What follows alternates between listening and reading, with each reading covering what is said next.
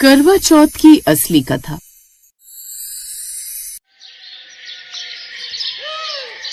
करवा चौथ का व्रत उत्तर भारत की महिलाओं के लिए अत्यंत महत्वपूर्ण माना जाता है। ये व्रत सुहागिन स्त्रियां अपने पति की लंबी उम्र और सुख समृद्धि के लिए रखती हैं। इस व्रत की कई कथाएं प्रचलित हैं, लेकिन सबसे प्रसिद्ध कथा वीरवती की कथा मानी जाती है। आज हम आपको वही कथा सुनाने जा रहे हैं, जिसे सुनकर हर सुहागिन अपने पति की लंबी उम्र और सुख समृद्धि के लिए श्रद्धा और भक्ति से व्रत करती है। ये कथा हमें सिखाती है कि सच्चा प्रेम और निष्ठा हमेशा फलदायक होते हैं और छल या अधूरा व्रत अशुभ परिणाम ला सकता है। तो आइए सुनते हैं इस कथा को। एक नगर में एक ब्राह्मण परिवार रहता था। परिवार में 7 बेटे और एक बेटी थी। बेटी का नाम था वीरवती। वो अपने भाइयों की लाडली और माता पिता की आंखों का तारा थी। परिवार में सभी उसे बड़ा प्यार करते थे, लेकिन धीरे धीरे समय बीता और वीरवती के विवाह के लिए रिश्ते आने लगे। फिर कुछ समय बाद वीरवती का विवाह एक योग्य और धर्मात्मा युवक से हुआ। शादी के बाद वो अपने पति के घर चली गई। उसका पति और वो एक दूसरे से बड़ा प्रेम करते थे। हंसते खेलते वीरवती के दिन गुजर रहे थे। फिर कुछ महीनों के बाद उसका पहला करवा चौथ आया।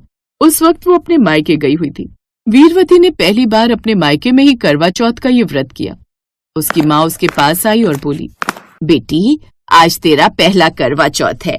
ये व्रत हर सुहागिन अपने पति की लंबी उम्र और सुख समृद्धि के लिए करती है। सूर्योदय से लेकर चंद्रमा के दर्शन तक ना तो अन्न खाया जाता है, न जल पिया जाता है।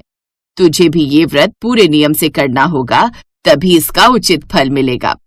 वीरवती ने सिर झुकाकर कहा, माँ, मैं ये व्रत पूरे नियम और भक्ति से निभाऊंगी। मेरे पति की लंबी उम्र मेरे लिए सबसे बड़ा वरदान है। इसके बाद वीरवती ने स्नान कर पूजा की, दीपक जलाया और निर्जला व्रत का संकल्प लिया। सूरज धीरे धीरे आसमान में चढ़ रहा था। वीरवती पूरे दिन भूखी प्यासी रही, जिस कारण उसका चेहरा पीला पड़ गया और वो थकने लगी। ये देखकर उसके भाइयों का हृदय कांप उठा और पहला भाई बोला, भाई देखो, हमारी बहन कैसी कमजोर हो गई है। फिर दूसरा भाई बोला, हाँ, अब तो हमें कुछ करना ही पड़ेगा। फिर तीसरा भाई बोला, पर बहन तो बिना चांद देखे व्रत नहीं तोड़ेगी, तो क्यों ना हम कोई उपाय करें ताकि बहन व्रत तोड़ दे और उसकी जान बच जाए। अब सभी भाई मिलकर सोचने लगे कि कैसे भी करके बहन का ये व्रत तोड़वाना होगा। तभी उनकी नजर पास ही एक पीपल के पेड़ पर गई। उन्होंने उस पर छलनी टांगी और उसके पीछे दीपक जला दिया, जो कि दूर से देखने पर ऐसा लग रहा था जैसे आकाश में चांद निकल आया हो। भाइयों ने दौड़ते हुए बहन के पास जाकर कहा, बहन देखो, चांद निकल आया है, अब तुम अपना व्रत खोल सकती हो।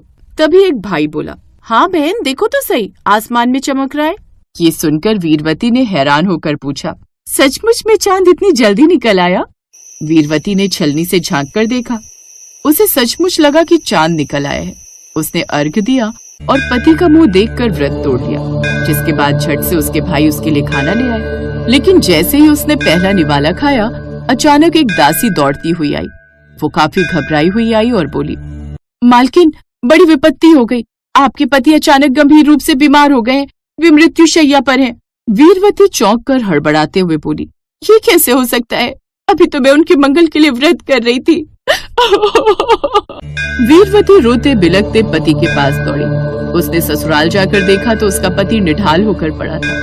तभी वहाँ एक दिव्य आभा फैली और एक देवी प्रकट हुई और बोली, बेटी, इतना दुख क्यों कर रही हो? माँ, मैं तो अपने पति की लंबी उम्र के लिए व्रत कर रही थी, फिर भी इनके प्राण संकट में है। ये कैसे हो गया? तब वो देवी बोली, बेटी, ये सब तेरे भाइयों की छल का परिणाम है। तूने चंद्रमा के दर्शन से पहले व्रत तोड़ दिया। अधूरा व्रत अशुभ फल देता है, इसलिए तेरा पति मृत्यु शैया पर आ पहुँचा। फिर वीरवती गिड़गिड़ा कर बोली, माँ, मैं क्या करूँ? कृपया करके कोई उपाय बताइए जिससे मेरे पति की जान बच सके। तब देवी बोली, यदि तू पूरे नियम और श्रद्धा से करवा चौथ का व्रत करे और चंद्रमा के निकलने पर ही पति का मुख देखे, तो तेरा पति दीर्घायु होगा। देवी के कहे अनुसार तब वीरवती ने अगले करवा चौथ पर दृढ़ निश्चय किया। उसने सुबह से रात तक कठोर निर्जला व्रत रखा। उसकी आंखों में भले ही आंसू थे, पर मन में अटूट विश्वास। जब चांद आकाश में निकला तब उसने विधि पूर्वक अर्घ्य दिया, पति का मुख देखा और व्रत खोला। तब देवी प्रसन्न होकर बोली, बेटी वीरवती, अब तेरा व्रत पूरा हुआ, तेरा पति दीर्घायु होगा, तुम्हारा दाम्पत्य जीवन सुखमय रहेगा और तेरी कथा संसार भर की स्त्रियां सुनेंगी और व्रत करेंगी। वीरवती प्रसन्न होकर बोली, माँ, आपका आशीर्वाद मेरे जीवन का सबसे बड़ा वरदान है। वीरवती के पति स्वस्थ और प्रसन्न हो गए, परिवार में सुख शांति छा गई। तब से ये परंपरा बन गई कि सुहागिनें निर्जला उपवास करके अपने पति की लंबी उम्र के लिए चांद को अर्घ्य दे और व्रत खोले। इसके बाद उसने अपने भाइयों को बुलाया। वीरवती गंभीर स्वर में बोली, भाइयों, याद है पिछली बार तुम लोगों ने छल किया था, इसका परिणाम कितना भयंकर हुआ। तब भाई शर्मिंदा होकर बोले, बहन, हमें माफ कर दो, हमने सोचा था कि तुझे भूख प्यास से बचा लेंगे। हम वचन देते हैं बहन, अब कभी ऐसी गलती नहीं करेंगे। तब वीरवती बोली, परंपराएं खेल नहीं होती, इन्हें दिल से निभाना पड़ता है। आज मैंने सीखा कि व्रत केवल भूख से नहीं बल्कि विश्वास और समर्पण से निभाया जाता है। वीरवती की कथा से शिक्षा मिलती है कि करवा चौथ का व्रत पति पत्नी के बीच प्रेम और विश्वास की डोर को और गहरा कर देता है। आज भी सुहागिनें अपने पति की लंबी उम्र के लिए व्रत रखती हैं। करवा चौथ का व्रत सुहागिन महिलाओं के लिए बहुत खास होता है। इस दिन सुहागिनें निर्जला व्रत रखती हैं और पति की लंबी उम्र की कामना के साथ पूजा करती हैं।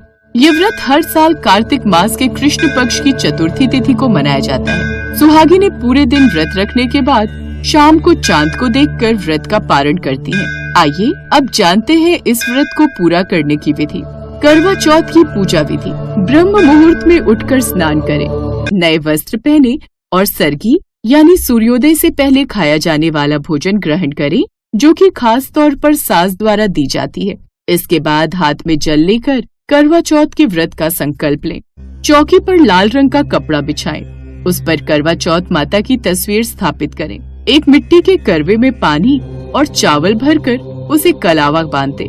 पूजा की थाली में रोली, चंदन, अक्षत, फूल, धूप, दीपक, मिठाई, फल और करवा चौथ की कथा की पुस्तक रखें। सबसे पहले गणेश जी और माता पार्वती की पूजा करें।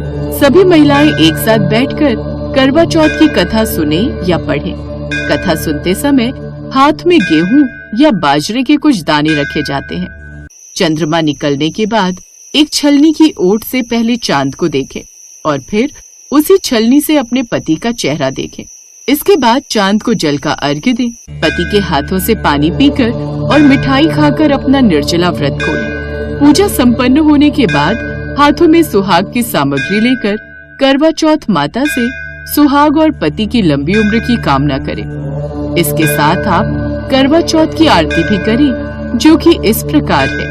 ओम जय करवा मैया, माता जय करवा मैया, जो व्रत करे तुम्हारा पार करो नैया। ओम जय करवा मैया, होए सुहागिन नारी सुख संपत्ति पावे। गणपति जी बड़े दयालु, विघ्न सभी नाशे। ओम जय करवा मैया।